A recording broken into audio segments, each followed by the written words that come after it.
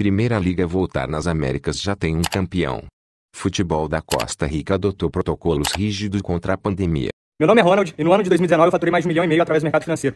Hoje, eu sou especialista em fonte de renda e por muito tempo eu perdi dinheiro com cursos e falsas promessas para ficar rico da noite pro dia através da internet. Se você chegou até aqui, é porque você se interessou pelo mercado de trader esportivo. Agora eu vou abrir minha conta aqui na corretora, onde eu vou mostrar pra vocês com apenas 10 mil reais eu consigo bater a minha meta diária de R$ 1.000 todos os dias. Esse aqui é o meu histórico de saques desde o primeiro dia do mês e como você pode ver aqui, desde o primeiro dia do mês, todos os dias eu venho batendo a minha meta diária de quase R$ 1.000 diariamente. Eu vou abrir aqui a minha conta bancária também pra você, pra mostrar todos esses saques caindo na minha conta. Do dia 8 ao dia 12, eu deixei acumular e saquei 4.890. Eu vou mostrar meu histórico aqui de entrada nos últimos 15 dias, onde vocês podem ver todos aqueles saques lá caindo na minha conta. Desde o dia 1º aqui do mês até o dia de hoje. Aquele último saque que eu fiz de 4.890. Você não precisa ter uma banca como essa. Mesmo se você tiver R$ 1.000, eu vou te mostrar como você pode faturar aí R$ 100, R$ 200 todos os dias usando a minha estratégia. São pouquíssimas vagas. No momento que você estiver assistindo esse vídeo, elas podem estar esgotadas.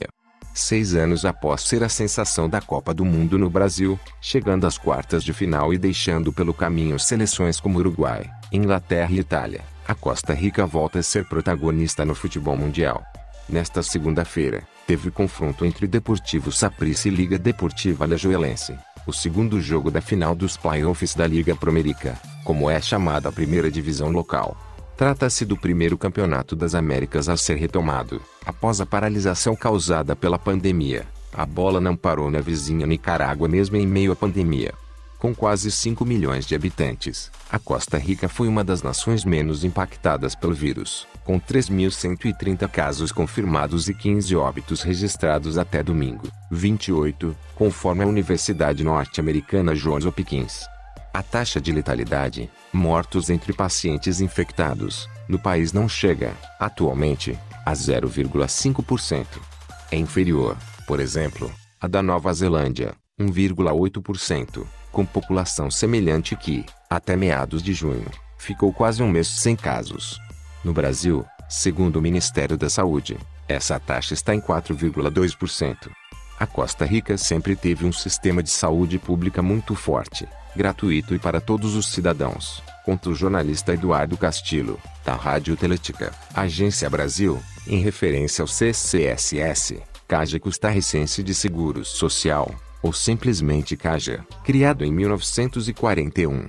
Segundo a Organização das Nações Unidas, ONU, o país tem o quinto maior índice de desenvolvimento humano IDH, e a mais alta expectativa de vida da América Latina. O estado de emergência foi decretado no país em 16 de março, 10 dias após o primeiro caso ser registrado, uma turista norte-americana de 49 anos. Foram tomadas medidas como o fechamento de locais comerciais e estabelecimentos de entretenimento, como cinemas e bares, além das restrições veiculares. A partir das 7 da noite, não podia mais andar de carro e, quem desobedecesse, era passível de multa. As empresas também adotaram medidas, com o ajuste de horários de trabalho de casa. Os cidadãos se apegaram às medidas e não foram rebeldes, relata o jornalista. A suspensão do campeonato foi adotada pelo Conselho Diretor da União de Clubes de Futebol da Primeira Divisão, UNAFUT, que administra o torneio, um dia após o decreto do governo. Na semana seguinte, a Associação dos Jogadores, a Federação Costarriquenha, FedeFutebol, sigla em espanhol, e a UNAFUT entraram em acordo quanto à redução salarial na paralisação. Felizmente, os canais de TV e alguns patrocinadores mantiveram o investimento, e os clubes conseguiram seguir durante esse tempo, diz a secretária-geral da FedeFutebol, Margarita Echeverria, Agência Brasil. O retorno. A conversa entre entidades e governo para retomar o futebol iniciou entre o fim de abril e o início de maio. Naquele momento, tínhamos cerca de 700 casos, metade deles recuperados, e 2 casos novos por dia, no máximo 10. Então, entendeu-se que dava para regressar, explica Castillo. No Brasil, atualmente, somente o Campeonato Carioca recomeçou. Hoje, o Rio de Janeiro é um dos estados com maior taxa de mortalidade pelo vírus, 56,7 a cada 100 mil habitantes, mais que o dobro da média nacional, 27,2. O anúncio de que o campeonato costarriquenho seria retomado foi feito em 11 de maio. Na ocasião, FedeFut e UNAFUT divulgaram um protocolo, revisado e aprovado pelo governo, com diretrizes para a volta de treinos e jogos. É um protocolo muito rígido, realizado com participação dos médicos dos clubes da primeira divisão, e também adotado pela segunda divisão. Por exemplo, foram enumerados fiscais para confirmar se ele está sendo cumprido nos estádios. Há determinações sobre a entrada das equipes no estádio e a presença limitada de funcionários, descreve Echeverria. A bola voltou a rolar em 20 de maio com portões fechados, como já foi na rodada que antecedeu a paralisação.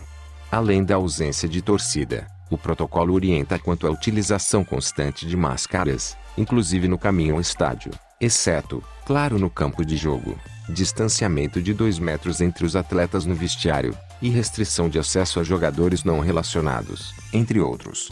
Controle de temperatura na chegada, com proibição de entrada quem estiver acima dos 37,5 graus, e lavar as mãos com água e sabão, e álcool em gel também estão entre as determinações, sob cautela. A rigidez se explica. Desde o início de junho, a Costa Rica viu a curva de casos subir. Na última quinta-feira, 25, foram 169 novos infectados, maior número em 24 horas no país desde que a pandemia chegou. Antes do começo deste mês, o recorde era de 37 casos em um dia, em 9 de abril. Vivemos, agora, uma nova onda, mais forte, resume Castillo, da Rádio Teletica. O recente avanço do novo vírus levou o governo costarriquenho a, inicialmente, suspender os 2 jogos da final entre Saprissa e Alajuelense, antes marcados para 21 e 24 de junho, domingo e quarta-feira da semana passada, respectivamente. Liga, Federação e Poder Público entraram em acordo e as partidas foram reagendadas. A dida ocorreu justamente no último dia 24, com vitória do time da cidade de Alajuela por 2-0. Mas ontem teve a grande final, com a vitória do Saprissa em cima do Alajuelense por 1-0, e se tornando campeão.